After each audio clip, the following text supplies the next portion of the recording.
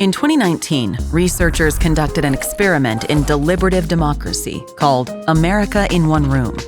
530 Americans from across the country were invited to Texas as a representative sample of the entire country. They set out to discover whether people from a variety of backgrounds could gather and have a civil discussion about important and controversial policy issues.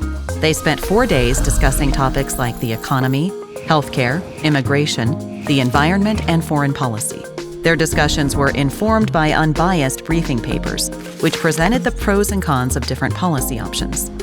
And neutral moderators ensured a safe space for respectful dialogue. The results were uplifting. When assembled in small groups, the participants did not divide themselves along partisan lines. Conversations focused on issues rather than personal attacks.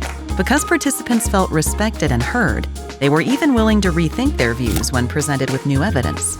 The results of the experiment clearly show that Americans have not given up on democracy, but restoring faith in our system will require an intentional and genuine effort to engage with those holding other views.